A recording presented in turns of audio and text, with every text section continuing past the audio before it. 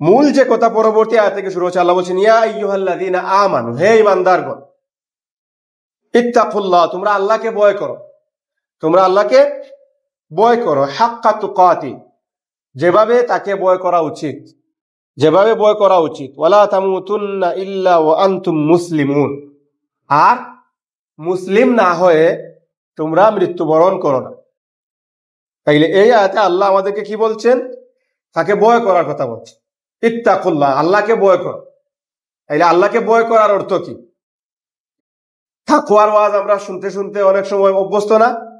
বিশেষ করে রমজান মাস আসলে যত আলোচক আসেন সবাই তাকওয়া নিয়ে আলোচনা করে, আর রমজান মাস তাকওয়াকে কেন্দ্র করে। তাকওয়া সম্পর্কে আমাদের ধারণা বেশি থাকার কথা স্বাভাবিক, জানি না আপনাদের মধ্যে কি আছে। সহজে তাকওয়া বলতে আমরা যেটা বুঝি, আল্লাহকে ভয় করা, বোঝা গেছে? আল্লাহকে ভয় করা, তাকে ভয় করে তার বিধিনিষেধ গুলো মেনে চলা, বোঝা গেছে? আল্লাহ রাব্বুল আলামিন যে নির্দেশনাগুলো আমাদেরকে দিলেন, ফরজ ওয়াজিব গুলো মেনে চলতে হবে, আর গুনার কাজ থেকে বিরত থাকতে হবে। এটা হচ্ছে তাকওয়া, আল্লাহকে ভয় করে চলা। হাক্কা তুকাতি, যেভাবে ভয় করা উচিত, মানে হক আদায় করে ভয় করা। যেমনি তেমনি আপনি আল্লাহকে ভয় করলেন, আপনি নামাজ পড়লেন, মনে হলেন যে আপনি আল্লাহকে ভয় করলেন, আপনি মুত্তাকি হয়ে গেলেন, বা দুই একটা কাজ করলেন আপনি তাকওয়াবান হয়ে গেলেন, এটা কিন্তু হবে। প্রত্যেকটা মুহূর্তে আপনাকে আল্লাহকে ভয় করতে হবে, প্রত্যেকটা সেকেন্ড আপনি আল্লাহকে ভয় করে চলতে হবে। আপনি আপনার বন্ধুদের সাথে কথা বলছেন, সেখানে আপনি কোন ভাষা ব্যবহার করছেন, কোন অশ্লীল ভাষা ব্যবহার হচ্ছে কিনা, আল্লাহ আপনাকে এই শব্দের কারণে পাকড়াও করবেন কিনা, এই চিন্তা আপনার মধ্যে থাকতে হবে। আপনি দায়িত্বশীলের সাথে কথা বলছেন, সেখানে আপনি মিথ্যার আশ্রয় নিচ্ছেন কিনা, তার সাথে কথা বলতে গিয়ে আপনি ধরেন ছুটি নিচ্ছেন, ভাই প্রোগ্রামে আপনি মিথ্যার আশ্রয় নিচ্ছেন কিনা প্রোগ্রাম থেকে ছুটি পাওয়ার জন্য, এখানে আল্লাহকে ভয় করতে হবে। এইভাবে করে প্রত্যেকটা ক্ষেত্রে যখন আপনি আল্লাহকে ভয় করেন, রুমের মধ্যে দরজা লাগাইয়া আছেন, মোবাইল আপনার হাতে, ইন্টারনেট ওয়াইফাই কানেকশন দেওয়া, এখন আপনি স্ক্রিনে কি স্ক্রলিং করছেন, এইটাও আপনি আল্লাহকে ভয় করে করতে হবে। যদি উল্টাপাল্টা কিছু স্ক্রলিং করে তাইলে বোঝা গেল আপনি মুত্তাকি না। শুধু আপনি মনে করলেন স্ক্রলিং করলেন, যা কিছু উল্টাপাল্টা, আজান হইলে আপনি মোবাইল রেখে মসজিদে চলে গেলেন, তাইলে আপনি মুত্তাকি হয়ে গেলেন? হলেন না। প্রত্যেকটা ক্ষেত্রে আপনাকে আল্লাহকে ভয় করা উচিত। রুমের মধ্যে আপনি মোবাইলে উল্টাপাল্টা কিছু করলেন না ঠিকই, কিন্তু রুমের মধ্যে আরেকটা দরজা, আরেকটা রুম আছে, সেটা কি? ওয়াশরুম। ওয়াশরুম আছে না? সুজা বাংলায় ওয়াশরুমের মধ্যে আপনি দরজা লাগাইয়া কি করছেন, এটাও কিন্তু আপনি আল্লাহকে ভয় করতে হবে। বুঝছেন আমি কি বোঝাতে চাইছি? সুতরাং প্রিয় ভাইয়েরা, প্রত্যেকটা ক্ষেত্রে যদি আমরা আল্লাহকে ভয় করে আমাদের জীবনকে অতিবাহিত করতে পারি, তাইলে বোঝা যাবে হাক্কা তুকাতি, আল্লাহ যে বলছেন যেভাবে ভয় করা উচিত, হক আদায় করে ভয় করা উচিত, এটা করা যাবে। বুঝছেন কিনা ভাই? আর পরের অংশে কি বলছেন? ওয়ালা তামুতুন্না ইল্লা ওয়া আনতুম মুসলিমুন, তোমরা মুসলমান না হয়ে মৃত্যুবরণ করো। তাইলে বোঝা গেল আমাদেরকে মারা যাবার আগে সঠিকভাবে ইমানদার হওয়া লাগবে, ভালোভাবে মুসলিম হওয়া লাগবে, ঠিক না? আজরাইল এসে আপনাকে বলবেন যে ভাই আর 5 মিনিট সময় আছে, আপনাকে মানে প্রাণ মানে চলে যাবে, মারা যাবেন আপনি। এই 5 মিনিটের মধ্যে আপনি ভালো করে তাওবা ইস্তেগফার করে ইমাম হুজুরকে নিয়ে এসে কালিমা টালিমা পড়ে আপনার ইমানকে মজবুত করে ইমানদার হয়ে আপনি মারা যান। 5 মিনিট সময় দেওয়া গেল। এরকম কি আজরাইল করবেন কখনো? মালাকুল মউত এসে কি এইভাবে বলেন কাউকে? বলেন কিনা যে আধা ঘন্টা আছে, বাইকে উঠছো, একটু পরে অ্যাক্সিডেন্ট করে মারা যাবা, সুতরাং হেডফোনে গান বাজছে, খুলো এটা? আজরাইল বলবেন এটা? বলবেন। কিন্তু আপনি যদি ঠিকই বাইক ড্রাইভ করে হেডফোনে গান শুনে শুনে ড্রাইভ করে মারা যান, তাইলে আপনি মুসলিম হিসেবে মারা গেলেন কিনা এটা আত্মপর্যালোচনা করতে হবে। আপনি রুমের মধ্যে আছেন, এই যে আগে বললাম, উল্টাপাল্টা করতেছেন, হঠাৎ ফ্যান খুলে আপনার মাথায় পড়ে গেল, আপনি মারা গেলেন, তাইলে আপনি মুসলিম হয়ে মারা গেলেন কিনা, এটা আত্মপর্যালোচনা। আর আপনি রুমের মধ্যে দরজা লাগাই উল্টাপাল্টা করতেছেন, ফ্যান কি খুলে আপনার মাথায় পড়তে হবে আপনাকে মরার জন্য? ফ্যান খুলে পড়তে হবে? পড়তে হবে কিনা? মৃত্যু আসলে আপনি এমনিতেই মরে যান। ঘুমের মধ্যে দেখা যাবে আপনি নাই, ইন্না লিল্লাহি ওয়া ইন্না ইলাইহি রাজিউন, শেষ। হয় না এরকম মানুষ মারা যায় না? শুধু বুড়ারা মারা যায় এইভাবে ঘুমের মধ্যে? দাড়ি ফাঁকনা মুরব্বী যারা হজ উমরা করে শেষ? না আমাদের মতো বয়সীরাও মারা যায়? মারা যায় কিনা? আমাদের মতো বয়সীরাও ঘুমের মধ্যে মারা যায়, হঠাৎ মারা যায়। ক্লাস করে বাসায় গেছে, হঠাৎ দেখা গেছে বলছে আমার পেটে ব্যথা করতেছে, ডাক্তারে নিয়ে যাইতে যাইতেই শেষ।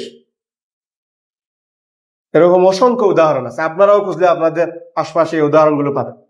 সুতরাং মারা যাওয়ার আগে আপনাকে কোনো নোটিশ করা হবে না যে আপনি মারা যাবেন, এবার ইমানদার হন, এবার মুসলমান হন। একটু পরে আপনি মারা যাবেন, এবার আপনার ইমানকে রিনিউ করেন, এই সুযোগ আমরা পাবো না আপনি ভাই। তাইলে আল্লাহ যে বললেন তোমরা মুসলমান না হয়ে মারা যাও না, এটার অর্থ কি? কে বলবেন এটার অর্থ কি? এটার অর্থ হচ্ছে এই আগের অংশের ব্যাখ্যার সাথে মিলে, যে আপনি যখন প্রত্যেকটা ক্ষেত্রে আল্লাহকে ভয় করবেন, আল্লাহকে ভয় করার মতো ভয় করবেন, আর এমত অবস্থায় যখন আপনি মারা যাবেন তখন আপনি মুসলিম অবস্থায় মারা যাবেন। বুঝা গেছে? মনে করেন রুমের মধ্যে দরজা লাগাই আপনি আল্লাহকে ভয় করলেন, কোন গুনার মধ্যে লিপ্ত হইলেন না, তাইলে বোঝা গেল আপনি মুসলমান আছেন। বুঝা গেছে? আপনি কারোর সাথে কথা বলার সময় মিথ্যা বললেন না, তাইলে বোঝা গেল আপনি মুসলমান আছেন। কারোর সাথে লেনদেন করার সময় আপনি তাকে ঠকাইলেন না, তাইলে বোঝা গেল আপনি মুসলমান আছেন। আপনি আল্লাহর দেওয়া বিধানগুলো মেনে চললেন, গুনাহ থেকে বিরত থাকলেন সব সময়, প্রত্যেকটা মুহূর্তে। ওই যে হাক্কা তুকাতি যেভাবে ভয় করা উচিত সেইভাবে চললেন, তাইলে যখনই আপনার মৃত্যু হোক, আপনার ইমানদারের মৃত্যু হোক, যখনই আপনার মৃত্যু হোক, আপনি মুসলিম অবস্থায় মারা যাবেন। এছাড়া আর কোনো পথ নাই আপনি মুসলিম অবস্থায় মারা যাওয়ার। আপনাকে কোনো প্রস্তুতি নেওয়ার সুযোগ দেওয়া হবে। বুঝা গেছে? সুতরাং মুসলমান অবস্থায় যদি আমাদেরকে মৃত্যুর কুলে যাইতে হয়, মানে মৃত্যুবরণ করতে হয়, তাইলে আমাদেরকে সবসময় মুসলমান থাকা লাগে। প্রত্যেকটা সময়, একটা সেকেন্ডও যেন আমি আল্লাহর বিধানের বাইরে না যাই, একটা মুহূর্ত যেন আমি গুনার মধ্যে লিপ্ত না থাকি। এটা আমাদেরকে আত্মপর্যালোচনায় নিয়ে আমাদের জীবন প্রতিবাহিত করা যাবে তো ইনশাআল্লাহ। এরপরে আল্লাহ বলছেন ওয়াতাসিমু বিহাবলিল্লাহি জামিআন ওয়া লা তাফাররাকু, যে তোমরা আল্লাহর রজ্জুকে ঐক্যবদ্ধভাবে আঁকড়ে ধরো। এই আয়াত আমরা সবাই পারি না? সবাই মুখস্থ আছে কিনা সবার? কমন একটা আয়াত, আমরা সাথী হওয়ার আগে আয়াতটা মুখস্থ করছি। আল্লাহ বলছেন ওয়াতাসিমু বিহাবলিল্লাহি জামিআন ওয়া লা তাফাররাকু, তোমরা আল্লাহর রজ্জুকে ঐক্যবদ্ধভাবে আঁকড়ে ধরো। ওয়া লা তাফাররাকু, এবং পরস্পর বিচ্ছিন্ন হইও না, আলাদা হইও না। তাইলে এখানে বিহাবলিল্লাহ মানে আল্লাহর রজ্জু বলতে কি বোঝানো হয়েছে? ব্যাখ্যা আসছে আল্লাহর রজ্জু বলতে বোঝানো হয়েছে আল্লাহর দ্বীন। এরপরে তাফসীর ইবনে কাসিরে আসছে এটার ব্যাখ্যা আল্লাহর রজ্জু বলতে কোরআনকে বোঝানো হয়েছে। কোরআন এবং আল্লাহর দ্বীন এগুলো সমার্থক করতে। আপনি যখন আল্লাহর দ্বীন অনুসরণ করবেন, কোরআনকে অনুসরণ করবেন, তখন আপনার আল্লাহর সাথে সম্পর্ক তৈরি হবে। মানে আল্লাহর পক্ষ থেকে দেওয়া গাইডলাইন আপনি ফলো করলেন। ধরেন আল্লাহ উপর থেকে একটা রশি ছাড়লেন, আলোক রশ্মি, এই রশি যারা ধরবে এরা সত্য পথ পাবে। এটা আল্লাহ রাব্বুল আলামিন কি হিসাবে পাঠাইলেন? কোরআন হিসাবে। কি পাঠাইলেন? কোরআন। আল্লাহর পক্ষ থেকে রশিটা কি? কোরআন। এই কোরআনকে যারা আঁকড়ে ধরবে, কোরআন নির্ধারিত দিনকে যারা আঁকড়ে ধরবে, এরা আল্লাহর পথে থাকবে। আর যারা এই আল্লাহর পথে আসবে, কোরআনকে আঁকড়ে ধরে, আল্লাহর দিনকে আঁকড়ে ধরে, এরা সবাই ঐক্যবদ্ধ থাকবে। এরা কখনো বিচ্ছিন্ন হবে না, এরা দলাদলিতে লিপ্ত হবে না। কাউকে মুনাফিক, কাউকে কাফির, কাউকে খারেজি, জাহান্নামী এইগুলো ফতোয়া দিবে না।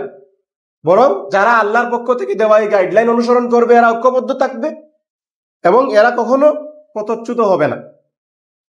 তাইলে আল্লাহর রজ্জুকে ঐক্যবদ্ধভাবে আঁকড়ে ধরা এবং বিচ্ছিন্ন না হওয়ার নির্দেশ আল্লাহ রাব্বুল আলামিন এখানে দিলেন। তার কারণ হচ্ছে, যেহেতু আল্লাহ রাব্বুল আলামিন মুমিনদেরকে ইন্ডিকেট করে সূরায় কথা বলেছেন, এখানে আল্লাহ রাব্বুল আলামিন বললেন যে অতীতের যত নবী এবং রাসূলরা আসছিলেন, তাদেরকে যে দিন দেওয়া হয়েছিল, তাদের উম্মতরা কিন্তু দলাদলি করেছিলেন। তাদের উম্মতরা বিভিন্ন ছোট্ট ছোট্ট বিষয় নিয়ে কিন্তু গ্রুপিং করেছিলেন। অথচ আল্লাহ রাব্বুল আলামিন তাদেরকে মূল যে দায়িত্ব দিয়েছিলেন দিনকে মেনে চলার, সেটা থেকে তারা ট্র্যাকচ্যুত হয়ে গেল, তারা লাইন থেকে পড়ে গেল। যার কারণে আল্লাহ রাব্বুল আলামিন মুমিনদেরকে এই শিক্ষা দিচ্ছেন যে তোমরা আল্লাহর রজ্জুকে ঐক্যবদ্ধভাবে আঁকড়ে ধরো, পরস্পর বিচ্ছিন্ন হইও না। পরের আয়াতে আরো বিস্তর ব্যাখ্যা আসছে। এর পরের অংশে আল্লাহ কি বলছেন?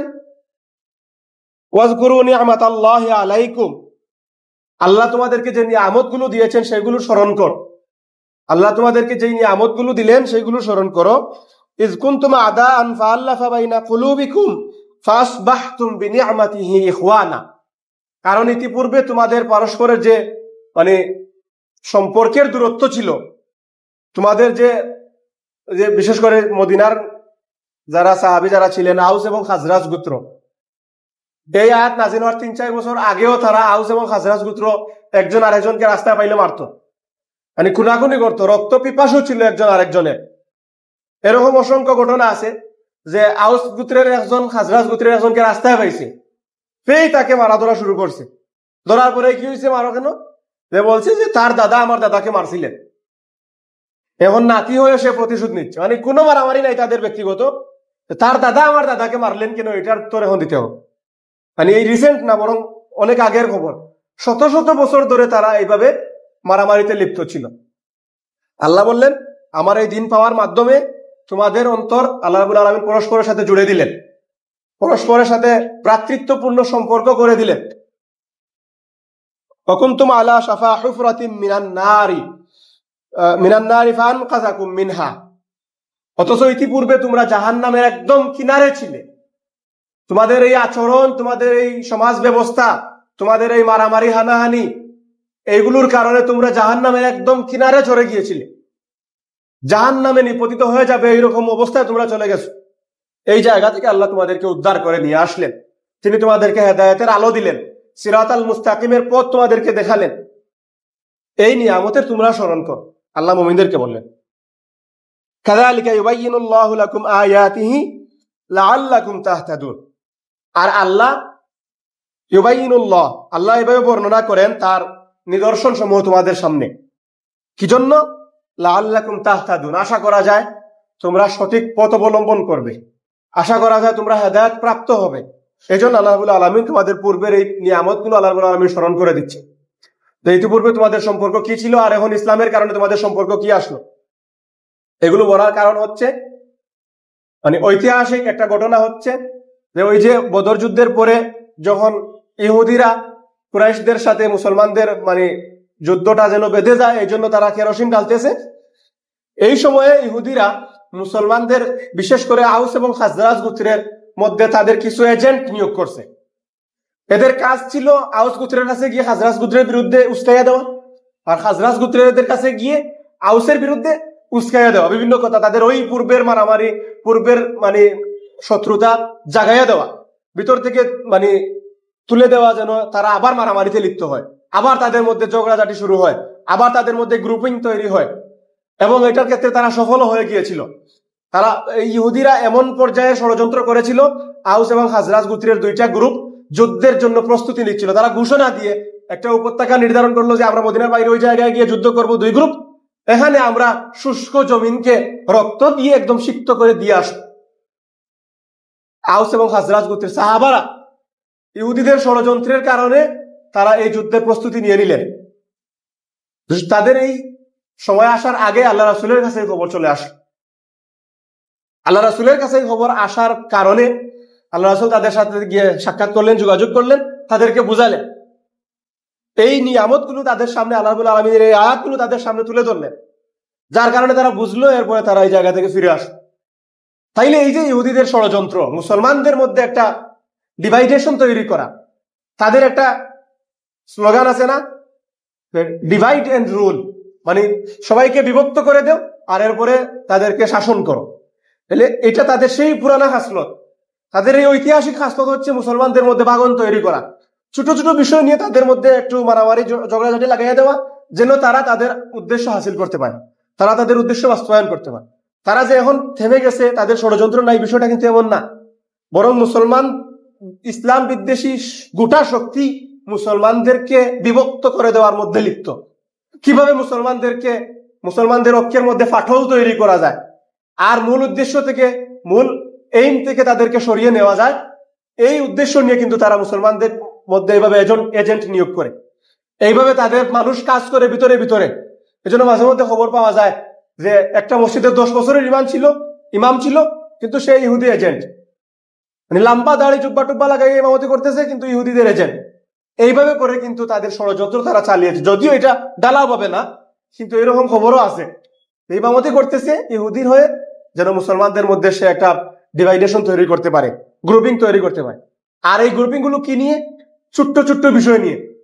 হাত নাভির উপরে বাঁধবে না হাত নাভির নিচে বাঁধবে, ওলা দোয়াল্লিন পরে আমিন জুড়ে বলবে না আস্তে বলবে, তারাবির নামাজ 8 রাকাত না 20 রাকাত না 34 রাকাত, এইগুলো নিয়ে মারামারি করে।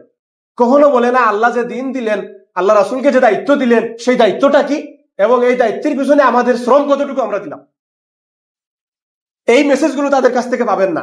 প্রিয়ভাইরা, আমাদের মধ্যে আমরা যারা ইসলামকে রিপ্রেজেন্ট করি মানুষের সামনে, আমরা আমাদের সমাজের মধ্যে যাদেরকে আমরা মনে করি যারা ইসলামকে আমাদের সামনে রিপ্রেজেন্ট করে, এদের মধ্যেও কিন্তু এই রূপ তারা ঢুকিয়ে দিছে যে মুসলমানদের মধ্যে এই কথাগুলো বলে মারামারি সবসময় থাকতে হবে, নাইলে তাদের আকীদা সমস্যা, তাদের সাথে যাওয়া যাবে না, ঐক্য করা যাবে না, আকীদা ঠিক না হইলে ঐক্য নাই।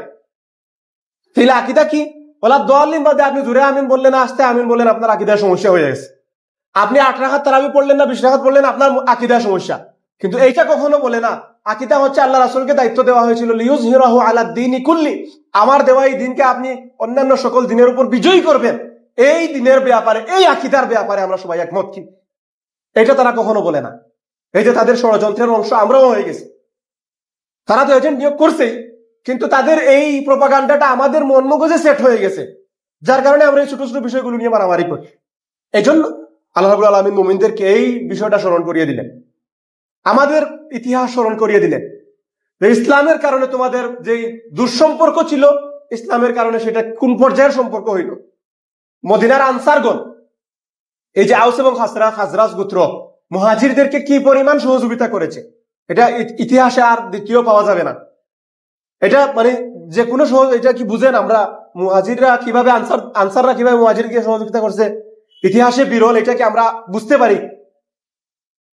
মানে কোন পর্যায়ের স্যাক্রিফাইসের মন মানসিকতা হইতে পারলে একজন সাহাবী আর একজন মুহাজির সাহাবীকে বলতে পারেন যে আমার সম্পদের 50% আপনার, আমার 2টা ইন্ডাস্ট্রি আছে, আমার 2টা খেজুরের বাগান আছে, খাজান বাগান, দ্যাট মিনস ইন্ডাস্ট্রির সমতুল্য আজকের এই সময়ে।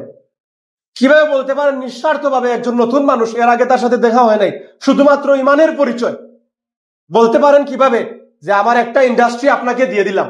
শুধু তাই নয়, শুধু সম্পদ নয়, আমার স্ত্রী একাধিক আছে, এর মধ্য থেকে আমি যাকে একটু কম পছন্দ করি তাকে না, যে আমাকে একটু ডিস্টার্ব করে তাকে দিয়ে দিই, এরকম না। বরং তিনি বলছেন আমার স্ত্রীদের মধ্য থেকে আপনি যাকে চুজ করবেন তাকে আপনি বিয়ে করে নিয়ে নেন, আমি দিয়ে দিব, তালাক দিয়ে দিব। সুবহানাল্লাহ, কি পর্যায়ের স্যাক্রিফাইস! এই জিনিসগুলো মুসলমানদের মধ্যে ঢুকিয়ে দেওয়া হচ্ছে না, বরং মুসলমানদের মধ্যে বিভেদ তৈরি করা হচ্ছে ছোট্ট ছোট্ট বিষয়গুলো দিয়ে।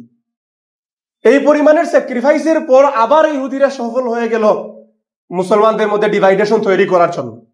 তারা ষড়যন্ত্র করে সফল হয়ে গেল, এবং এই একটা উদাহরণ না, এটা যুদ্ধের পর্যায়ে চলে গেছিল। কিন্তু এরকম অসংখ্য উদাহরণ আছে।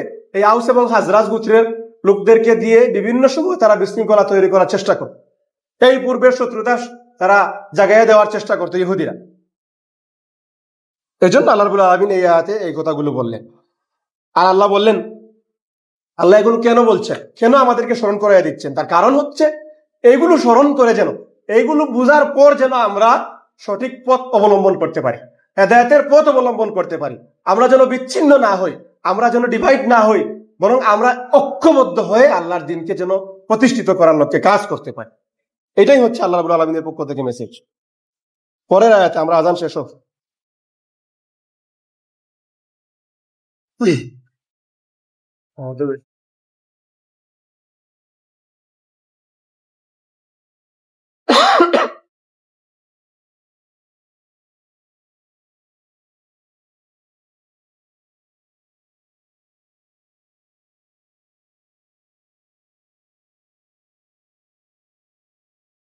তাইলে পরের আয়াত 104 নম্বর আয়াতে আল্লাহ কি বলছেন?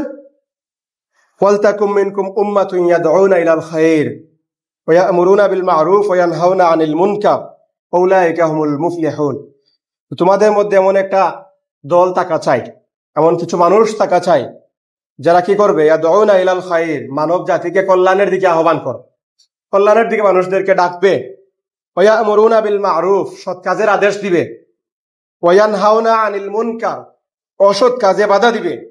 উলাইকা হুমুল মুফলিহুন, আর এরাই হচ্ছে সফল কাম, এরাই হচ্ছে প্রকৃত অর্থে সফল কাম। তাইলে এই আয়াতে আল্লাহ রাব্বুল আলামিন মুমিনদের দায়িত্ব বললেন। এই যে আগে বলা আয়াতের ব্যাখ্যাগুলোতে আসছে যে ছোট্ট ছোট্ট কারণে মুমিনদের মধ্যে গ্রুপিং যেন না হয়, ছোট্ট ছোট্ট বিভিন্ন কারণ দেখে যেন আলাদা মানুষ হয়ে না যায়, তাইলে মূল কারণ যেটার কারণে আমরা এক হব, যেই দায়িত্ব পালনের জন্য আমরা একত্রিত হব, ঐক্যবদ্ধ হব, সেই দায়িত্বটা কি? মানুষকে কল্যাণের দিকে আহ্বান করা। মানুষকে কল্যাণের দিকে আহ্বান করা। কল্যাণ বলতে আমরা কি বুঝি? কল্যাণ বলতে কি? আমরা দ্বীনে হক, যে কোরআনে অন্য আয়াতে আছে, আল্লাহ রাব্বুল আলামিন রাসূলকে বলছেন যে আমি আপনাকে দ্বীনে হক, সত্য দিন সহকারে পাঠিয়েছি। দ্বীনে ইসলাম বলেন না এই আয়াতে, বলছেন দ্বীনে হক মানে সত্য দিন, মানে সত্য জীবন বিধান। তাহলে সত্য জীবন বিধান বলতে কোনটা? ইসলাম। আর এখানে কল্যাণের দিকে আহ্বান করার অর্থ হচ্ছে আপনি ইসলামের দিকে মানুষদেরকে আহ্বান করেন। বুঝা গেছে? কল্যাণ ইসলামের বাইরে নাই। ইসলামের বাইরে যেই যাবে সেও কল্যাণের মধ্যে নিপতিত হবে। সুতরাং কল্যাণের দিকে আহ্বান করার অর্থ হচ্ছে আপনি মানুষকে ইসলামের দিকে আহ্বান করবেন। মানুষ যেন ইসলামকে অনুসরণ করে, ইসলামের রুলস যেন মানুষ মেনে চলে। এটা কি শুধু ব্যক্তি পর্যায়ে? যে ব্যক্তি পর্যায়ে শুধু ইসলাম মানলাম, ব্যক্তি পর্যায়ে? বলেন না, কথা বলেন না কেন? না প্রশ্ন করা শুরু করব? ব্যক্তি পর্যায়ে না সামষ্টিক পর্যায়ে? সামষ্টিক পর্যায়ে। তাহলে ইসলামের দিকে আহ্বান করতে হবে মানুষদেরকে, কল্যাণের দিকে মানুষদেরকে আহ্বান করতে হবে শুধুমাত্র ব্যক্তি পর্যায়ে নয়, বরং প্রত্যেকটা ক্ষেত্রে, ব্যক্তি থেকে শুরু করে ব্যক্তি, পরিবার, সমাজ, রাষ্ট্র, গোটা দুনিয়া ব্যাপী যেন সবাই ইসলামকে অনুসরণ করতে পারে, সেই দাওয়াতটা মানুষের কাছে পৌঁছে দিতে হবে, সেই মেসেজটা মানুষের কাছে নিয়ে যেতে হবে। এটা হচ্ছে মেইন কাজ, এটা হচ্ছে আসল কাজ। এখানে আপনি ওলা দলিন পরে জুড়ে আমিন না, আসতে আমিন না, 36 রাখাত না, 8 রাখাত না, 20 রাখাত, এইগুলো নিয়ে মারামারি করার দাওয়াত আপনাকে দেওয়ার জন্য বলা হয় নাই। বোঝা গেছে? এগুলো নিয়ে মারামারি করা, বাগাবাগি করা, দোলাদলি করা, এগুলো আমাদের কাজ নয়। বরং মুমিনদের আসল কাজ হচ্ছে কল্যাণের দিকে মানুষদেরকে আহ্বান করা। আমরা সামষ্টিকগতভাবে কেন বললাম এটা ব্যাখ্যা আমরা পরে আরেকটা আয়াত নিয়ে আসবো। তাইলে 1 নম্বর হচ্ছে কল্যাণের দিকে মানুষদেরকে আহ্বান করা। ওয়া'মুরুনা বিল মা'রুফ, সৎ কাজের আদেশ দিতে হবে। আদেশ, এখানে অনুরোধ না, বরং কি করতে হবে? সৎ কাজের আদেশ করতে হবে। ওয়ানহাউনা আনিল মুনকার, অসৎ কাজে নিষেধ করতে হবে। এখানে ভাই এটা করবেন না, এটা তো খারাপ কাজ, গুনার কাজ, বাদ দেন না ভাই, একটু সমাজে বিশৃঙ্খলা তৈরি, এইভাবে আপনি মানে ফসলাইয়া মসলাইয়া বলবেন না, বরং নিষেধ করতে হবে। নিষেধ, এটা করা যাবে না, এইটা হচ্ছে আমাদের কাজ। উলাইকা হুমুল মুফলিহুন, আর যারা এটা করবে এরাই হচ্ছে প্রকৃত অর্থে সফল, এরাই সফল। এর বাইরে আপনি যাই করেন না কেন আপনি সফল না। দুনিয়ার অর্থে বলেন আর যে কোনো অর্থে বলেন, আপনি কোটি কোটি টাকার মালিক হয়ে যান, মিলিয়নিয়ার বিলিয়নিয়ার হয়ে যান, বড় শায়েখ হয়ে যান, বড় সেলিব্রিটি হয়ে যান, এই কাজগুলো আপনি যদি না করেন তাইলে আপনি সফল হইতে পারলেন না, এক কথায় শেষ। সুতরাং সফল হইতে গেলে আমাদেরকে অবশ্যই এই আয়াতে আল্লাহ রাব্বুল আলামিন যে কাজের কথা বললেন এটা আমাদেরকে করতে হবে। এবার আসুন সংক্ষেপ ব্যাখ্যা অন্য আরেকটা আয়াত দিয়ে। এখানে আল্লাহ বললেন কল্যাণের দিকে আহ্বান করা, সৎ কাজের আদেশ করা, নির্দেশ দেওয়া, আর অসৎ কাজে বাধা দেওয়া, নিষেধ করা। এটা আপনি যে কোনো অবস্থা থেকে পারবেন না। আপনি সৎ কাজের আদেশ কখন কি করবেন? এখন ঘুষ খাচ্ছে, আপনি তাকে আদেশ করতে পারবেন ঘুষ খাইও না? সবসময় এটা করতে পারবেন না। কখন করতে পারবেন? আদেশের জায়গায় আপনাকে যেতে হবে। এই আদেশের জায়গা কোনটা? আল্লাহ কোরআনের অন্য জায়গায় বলছেন, সূরা হজে বলছেন, আল্লাযীনা ইম্মাক্কান্নাহুম ফিল আরদ, আমি যখন তাদেরকে জমিনে দায়িত্ব দিয়ে দিব, যখন আমি খেলাফতির দায়িত্ব মুমিনদের হাতে দিয়ে দিব, ওয়া আকামুস সালাহ, এরা সালাত কায়েম করবে, এরা নামাজ প্রতিষ্ঠা করবে, ওয়া আতাউজ যাকাত, এবং এরা যাকাত প্রদান করবে, যাকাতের সমাজ প্রতিষ্ঠা করবে, অর্থাৎ অর্থনৈতিকভাবে সমাজকে স্বাবলম্বী করার জন্য যাকাত ভিত্তিক সমাজ প্রতিষ্ঠা করবে। ওয়া আমারু বিল মা'রুফ, সৎ কাজের আদেশ দিবে, ওয়া নাহাউ আনিল মুনকার, অসৎ কাজ থেকে মানুষদেরকে বাধা দিবে, নিষেধ করবে। তাইলে আয়াতে শুরুতে কি বললেন? আল্লাযীনা ইম্মাক্কান্নাহুম ফিল আরদ, আমি যখন তাদেরকে জমিনের দায়িত্ব দেই, তাইলে জমিনের দায়িত্ব আমাদের হাতে নিতে হবে। জমিনের দায়িত্ব, আল্লাহর দেওয়া এই জমিন, আল্লাহর দেওয়া এই মাটি, আল্লাহর দেওয়া এই আকাশ বাতাস পাতাল মানুষ, সবগুলোর দায়িত্ব মুমিনদের হাতে নিতে হবে। এটার জন্য কাজ করতে হবে। আল্লাহ মুমিনদেরকে পাঠাইছেন এই জন্যই, ইন্নী জাইলুন ফিল আরদি খলিফা, আমি জমিনে আমার প্রতিনিধি প্রেরণ করতে চাই। প্রতিনিধি হিসাবে আপনি আসলেন এখানে যেন আপনি আল্লাহর বিধান কায়েম করতে পারেন, যেন আপনি আল্লাহর বিধানের আলোকে মানুষদেরকে কল্যাণের দিকে নিয়ে আসতে পারেন, খারাপ কাজে বাধা দিতে পারেন, সঠিক কাজের নির্দেশ দিতে পারেন। সেই দায়িত্ব আমরা নিয়ে আসলাম। আসার পর এখানে আমরা ছোট্ট ছোট্ট কারণে বিভক্ত হয়ে যাওয়ার ফলে আমরা মূল দায়িত্ব থেকে বিচ্যুত হয়ে গেলাম। মূল দায়িত্ব আমাদের হাতে আর আসার সুযোগ থাকলো না, যার কারণে আজকে গোটা দুনিয়াব্যাপী মুসলমানরা নির্যাতিত, নিষ্পেষিত, নিগৃহীত। এটা আমাদের ভুলের কারণ, এটা আমাদের আমলের কারণ, এটা আমাদের চিন্তাগত ভুলের কারণ। এই যে আমরা আমাদের মূল দায়িত্ব থেকে সরে গেছি এই জন্য। আর এই দায়িত্ব থেকে সরিয়ে নিয়ে যাওয়ার দায়িত্বই পালন করছে ইসলাম বিদ্বেষীরা, ইহুদি নাসারারা, খ্রিস্টানরা। এরা ষড়যন্ত্র করছে যেন আমাদেরকে তারা ডিভাইড করতে পারে, মূল দায়িত্ব যেন আমাদের দ্বারা কাছেও না আসে। আপনি যখনই খেলাফত নিয়ে কথা বলবেন, যখনই আপনি রাষ্ট্র ব্যবস্থা নিয়ে কথা বলবেন, তখনই আপনাকে জঙ্গি ট্যাগ দিয়ে আপনাকে কোনো একটা জায়গায় আপনাকে নিক্ষেপ করা হয়, আপনাকে সমাজ থেকে বিচ্ছিন্ন করা হয়। এটা হচ্ছে তাদের ষড়যন্ত্রের অংশ। সুতরাং প্রিয় ভাইরা, এই জায়গায় আমরা যে কাজ করছি, ইসলামী সমাজ ব্যবস্থা প্রতিষ্ঠার যে কাজ আমরা করছি, এই কাজে কখনো হীনমন্যতায় ভোগা যাবে না। আমরা অতীতেও হীনমন্যতায় ভুগি নাই। অতীতের যে সময় জুলুম, নির্যাতন, নিষ্পেষণ, ফাঁসি, জুলুম, হত্যা, গুম, এই সময়েও ইসলামী আন্দোলন থেমে যায় নাই। এবং এই সময়, বর্তমান সময়ে, পজিটিভ এই সময়ে আসার পরও আমরা থেমে যাব না ইনশাআল্লাহ। কিন্তু প্রিয় ভাইরা, ব্যক্তি হিসাবে আমরা শিবিরকে নিয়ে, জামাতকে নিয়ে প্রাউড করি যে জামাতে খুব ভালো কাজ করে, শিবির তো খুব ভালো কাজ করতেছে, জামাতের আমির খুব ভালো বক্তব্য দিচ্ছেন। আবার কেউ বলে জামাতে আমির এটা না বলে ওইটা বললে আরো খুব ভালো হইতো, খুব ভালো বলছেন, কিন্তু এই ওয়ার্ডটা কেন ব্যবহার করলেন? খোঁজ নিয়ে দেখেন সে মসজিদে ফজরের নামাজ জামাতে পড়ে না। খোঁজ নিয়ে দেখেন ইসলামী সাহিত্যের এক পৃষ্ঠাও যায় মাসের পর মাসে পড়ে না। এরাই লম্বা লম্বা ওয়াজ।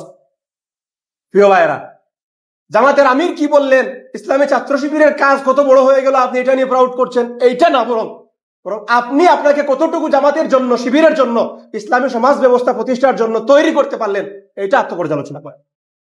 অধ্যাপক গোলাম আজম কি বলছিলেন? জামাতে ইসলামী কাজ করতে করতে ইসলামী রাষ্ট্র কায়েম করে ফেললো, আর আপনি জাহান্নামী হয়ে গেলাম। তাইলে কি সফল?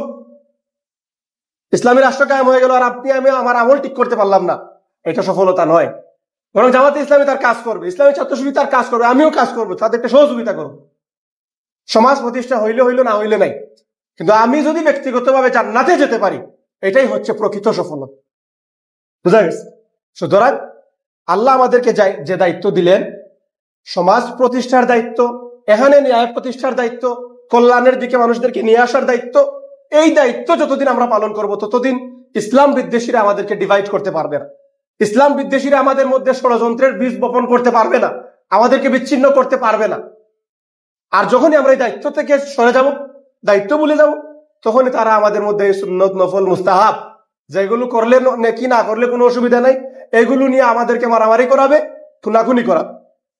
সুতরাং এগুলো আমাদেরকে বুঝতে হবে, ষড়যন্ত্রগুলো আমাদেরকে আল্লাহ আমাদেরকে বুঝিয়ে দিচ্ছেন ওহী নাজিল করার মাধ্যমে। এর চাইতে বড় ফ্যাসিলিটিস আর কি হইতে পারে? ওহী নাজিল করার মাধ্যমে আমাদেরকে আল্লাহ রাব্বুল আলামিন গাইডলাইন দিচ্ছেন।